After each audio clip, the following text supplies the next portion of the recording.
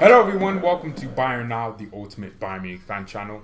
Look, I'm only wearing this because someone actually pointed out in the watch along a couple of days ago that I look weird in a red Bayern shirt. So I'm just gonna wear more red shirts so you know that. This is the red home shirt. I'm just gonna make sure you feel comfortable with me wearing red. Because, oh my god, so much red! Oh, I hate this so much.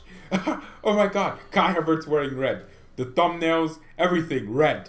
Oh, and then there's a little bit of blue, and then the blue, oh my god, with the logo. Oh, I actually look like my own logo. Oh my god. And the black areas would just be me. Alright, but Kai Havertz, just more updates on the transfer saga. I think Bayern fans have moved on from Sani, right? That nostalgia is slowly lessening itself as the days move by, and now we're moving to Kai Havertz. And there's been a lot of fans that have had conflicting opinions to each other. Some people are saying go all in for Kai Havertz 100%, whilst there's a little bit of the fan base that are saying he was crap against us for 45 minutes, don't sign him, when in the second half he could have literally been the reason they won that game. They absolutely were all over us. I've never seen us get absolutely put under pressure like that under Hansi Flick, especially in a final like that, in a game that's so important. But that's not even the point. That's not what we're talking about today. We're just talking about just some of the stories that have come out over the last few days. Build Christian Falk, you know what, CF Bayern. Nope, it's not that anymore. CF Chelsea, because all he does is talk about Premier League, or most specifically Chelsea signings. Thiago going to Liverpool. He's literally twerking. He might as well just be Miley Cyrus. Twerking on these freaking Premier League fans. It's annoying.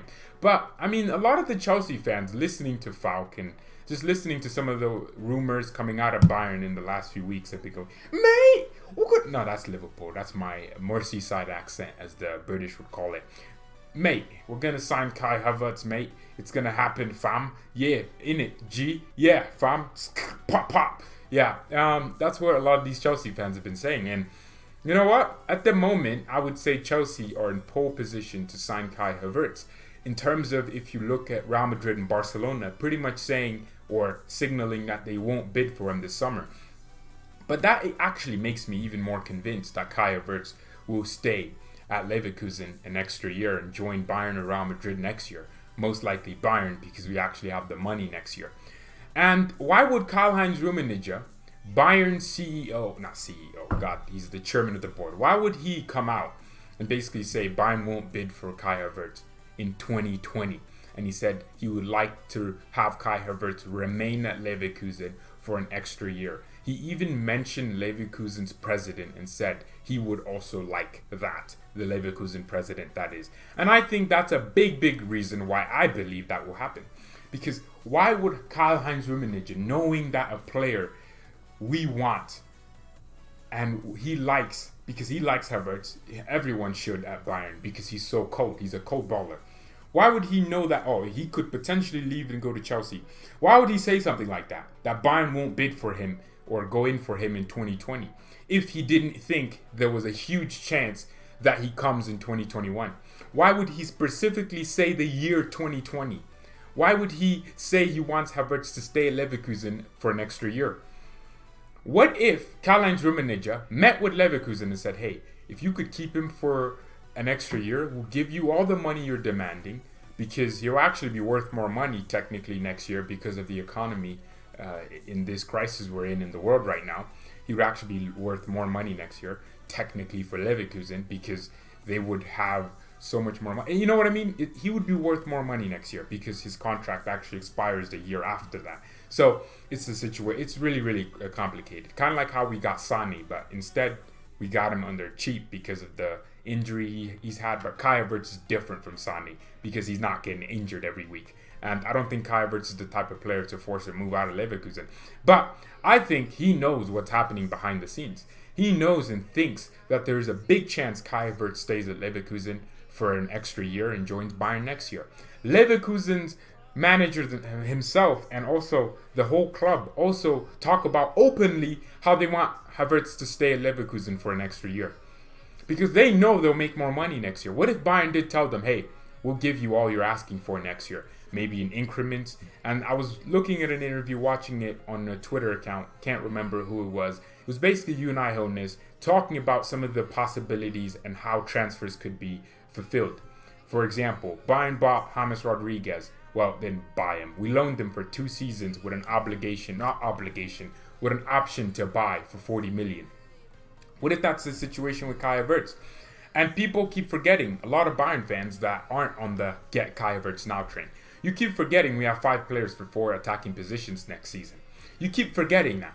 And people are saying we don't need Kai Havertz. And I'm like, are you watching Bayern or do you just look in your head? Because when Coutinho or Ozil and Perisic leave, we have 5 players for 4 positions in the attack. Kai Havertz can cover about 4 of those by himself because that's how good he is. He can play left wing, right wing, central attacking midfielder, and striker, as we see right now with Leverkusen. And I'm not sure if Bayern completely understand that, but Hansi Flick has also publicly talked about Kai Havertz and how he values and looks at him, and he thinks he's a great player, and any manager would love to have him in their team. That's a manager's way of indirectly saying, I would love Bayern to sign Kai Havertz. And this is another situation. Here we have a manager that potentially isn't getting backed. Hansi Flick could potentially not be getting backed because we know Flick wants Havertz. We know that. We know it because he said it in a press conference that any manager would love to have Kai Havertz in their team. That's what most managers say to say something. The club said it. He said Thiago is an excellent player. Any manager would love to have That's what managers have to say because they can't say, yeah, we'll get him, because that's stupid. What if you don't? Then you look stupid. So for me, this is another situation and another opportunity for Bayern to show that we've matured a little bit. We need to back Flick because this guy is taking us to almost favorites for the Champions League. We could really win it. If we win the Champions League under Hansi Flick, you have to back him. You have to give him the players he needs. He wants to. We need to back him. It's a must. It's a requirement. We always talk about how certain managers failed here and underachieved and whatever it is. Did those managers get backed? If you go to Real Madrid, Zidane automatically got Vinicius Jr., he got Rodrigo, Hazard, Militao. They spent like 300 million again, Real Madrid, to back Zidane. And that's the situation. You have to back your manager. If your manager is trusted by you, of course getting him Sané is amazing, but that Sané signing wasn't actually about Flick. We were going to get Sané regardless. We were linked to Sané in 2019. We were going to get him under Kovac. Maybe he wouldn't have joined if Kovac was that crap and he was still here. But you can make the case for that. But Leroy Sané isn't specifically real Hansi Flick backing. That was a signing that we wanted to make before Hansi Flick. And now that Flick is here and he has identified places where he wants players in, we have to back him. Next season, a lot of people have been making this argument, saying let's move Alaba to midfield, which I absolutely think could work. Could. And we'll have a lot of midweek games next season. People think we will have a lot of midweek games because the season will end, I think, a month before it should because of the whole pushback thing. The Champions League is in August, which means that that's literally a few months where things are moved around and you're shoving games into places. I don't think there'll be a break next year. There shouldn't be, at least. But next season is going to be busy, man. Obviously, there's going to be reintegration of fans back into the stadiums. And that's going to be busy. The club will be busy. The players will be busy. And they'll be hungry.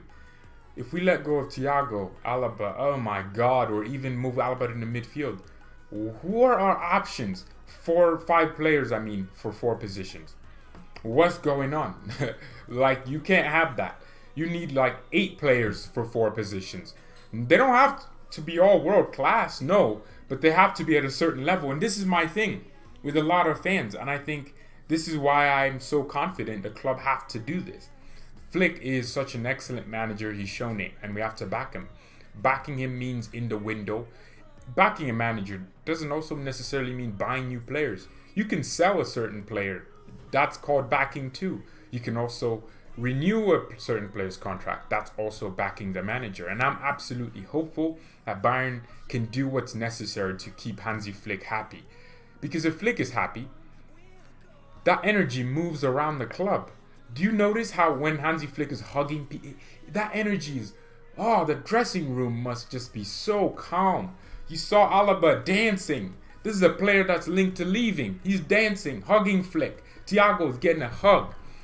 That's my thing, isn't it? Where Hansi Flick is this human guy, we also need to make sure that human guy keeps that same energy. Sometimes the infectious energy of someone can become bad if they're not happy, if they let other people know of their unhappiness. And that's where I'm at.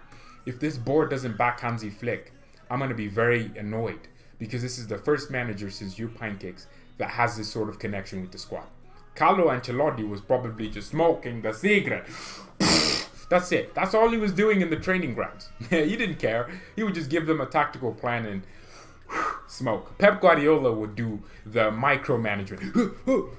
We have to do this here. Move the ball back, pass, take the ball, pass the ball, take the ball, pass the ball. That's what Pep was doing, micromanagement. But we haven't had a manager that can do the management and, infuse himself as a coach and also be a human as a manager and be a manager. Management. Manage players. You're managing people. You're managing situations. Hansi Flick is the best manager since Jupp Heynckes because he's had to come into a situation that was pretty much unmanageable. We were waiting for Hansi Flick to leave so we could bring in Erik ten Hag. And he has shown to me that he can steady the ship, but not only that, he can get that ship to be faster, to be stronger, while having broken roars or something. While having broken controls in the freaking captain's place. In the sailor's room, in the sailor's controller. That's my thing. He has steadied the ship. Now we're steady, okay? As a club, the Bayern's steady. Under Kovac, no one was happy. The board, you could tell, couldn't wait to sack this weird. I almost called him a bastard. No, Kovac's not a bastard.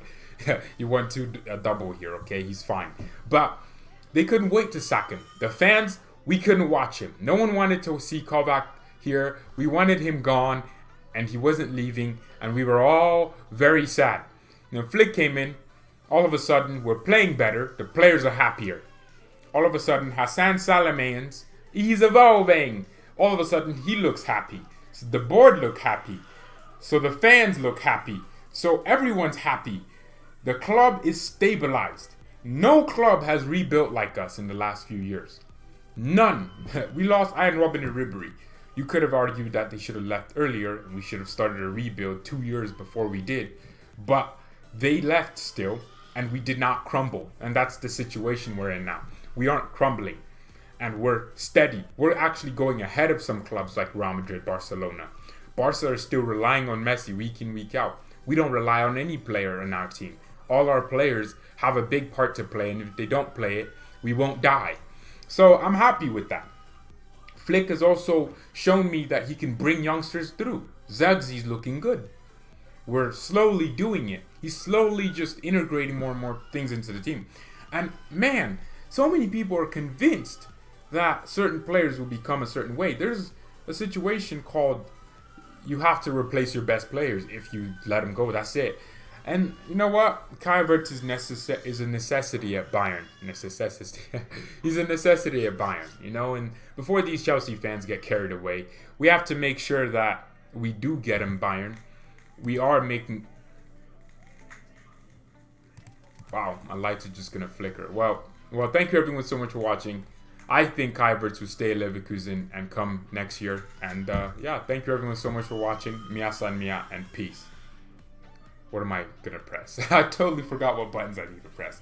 Oh, I need to take this shirt off. Oh, it's getting too hot in here, man. Oh my goodness. Jeez.